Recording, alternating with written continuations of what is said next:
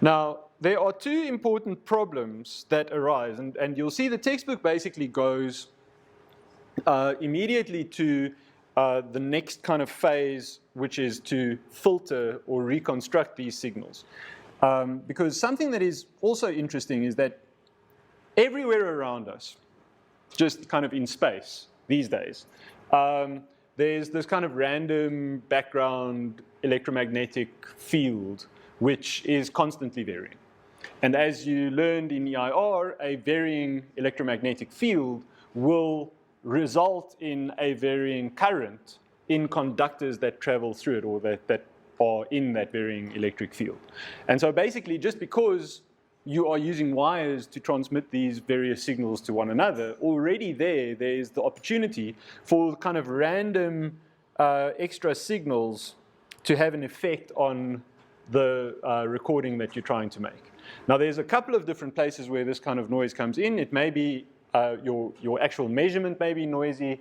It may be this kind of extra noise that enters in just because of the wires, and it may be that the device that you are using itself during its own operation produces noise. And it also may be that the device that you are using to keep track of those numbers may have some kind of error rate involved in it. But the point that I'm trying to make is that it is incorrect to imagine that the number that you write down here corresponds exactly with the original signal that you wrote down. So there are two big problems when we now have a sampled signal like that, which have to do with reconstruction. And so you'll see that the textbook talks about signal reconstruction and filtering in the first section. Then I'm just kind of walking you through this signal path, right? So we have an original signal coming in. We brickwall it. So we take that original signal. That original signal may also be, or that original signal may be corrupted by outside noise. The filtering equipment may cause additional aberration. We then take samples. This piece of equipment, while I'm doing the nomenclature run, is often called a DAC, or a ADC, sorry, analog to digital converter. And so that is called, that is like the device that takes an analog signal on the one side and outputs a digital signal on the other side. And then, if I want to listen to my recording, now I've made my recording, I've written my spreadsheet, I've got my WAV file or whatever, now I want to listen to it. But I cannot listen with my eyes. Right? And so how do I end up listening to the signal that I recorded using my ears? I need then to get back into the analog realm, because at this point, everything to the left there is analog equipment, right? Like governed by differential equations. And then I want some other thing over here that gets me back into analog.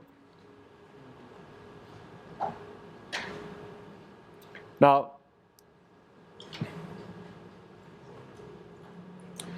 you'll see me slip. I'm going to try really hard not to do this, but like when we talk about analog and digital, in this subject, we should really be talking about continuous and sampled, okay? Because we're not really doing the digital thing, but in terms of the models in your mind, basically when we say continuous, that's like analog gear, vinyls and tapes and that kind of stuff, and microphones and speakers and all of those things that live in the real world are analog things. And then the things that operate on the sampled signals are digital things. They produce their outputs by a completely different mechanism, and they are called technically sample devices, but we may also just think about digital devices, which is why it's useful to know why that thing is a D, for instance, right? Now how do I get back? Predictably, I need an opposite thing called a DAC. And if you're into audio, this is something that you will have come across before. Everything that starts with a digital signal needs a digital to analog converter in order to convert back to digital. And this process is also called signal reconstruction.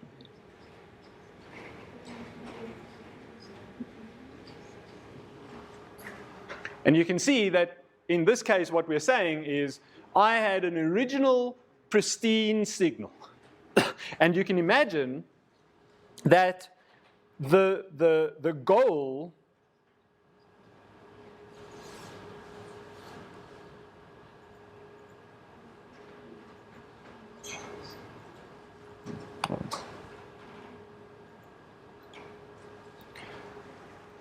the best version of this has the difference between the reconstructed signal and the original signal being equal to 0. Right? I think we can all agree that that would be amazing. That would be amazing if we could take an original signal and we could do stuff with it. We could do kind of lots of digital processing and stuff on it, which basically means I can take it on my computer, I can put it on a flash drive, whatever, and then when I play it back, it's exactly the same as the original one. Now, we have to then kind of really be a little bit subtle when we think about what do we mean by the signal being the same. Because there are two different and conflicting answers to this question. So when you think about when you think about it in the block diagram that I've just drawn there, right? Understand that so let's say this is the original signal, right? And let's say this is the reconstructed signal.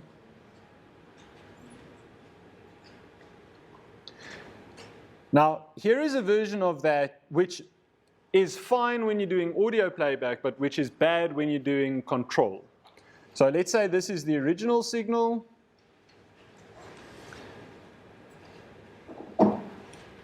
Do you think that this signal is the same as that signal? Do you see the problem? If I'm using a device like this, if I'm just taking the signal that is currently coming out of that the original signal is, right? And I'm running it through all of this stuff, and I reconstruct it, and I reconstruct it basically exactly. Everybody agrees those are very similar signals, right? But notice their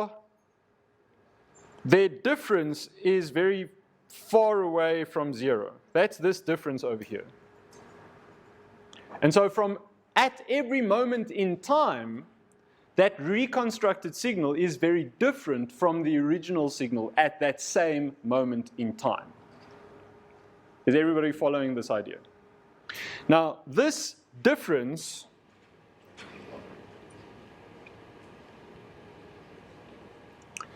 the time that it takes between recording and reconstruction is known as latency. And so if you've ever played a game before where kind of twitch reactions are important, every single game where those kinds of things are important has a way of you checking your ping, and that is basically your latency, right? So your latency is when I've lined up my opponent exactly in my crosshairs and I click my mouse to fire a headshot, am I aiming exactly at his head at that moment in time, or has he already moved on? And actually, I'm seeing him like from 2 seconds ago. Right? So latency is very, very bad when I have a feedback loop.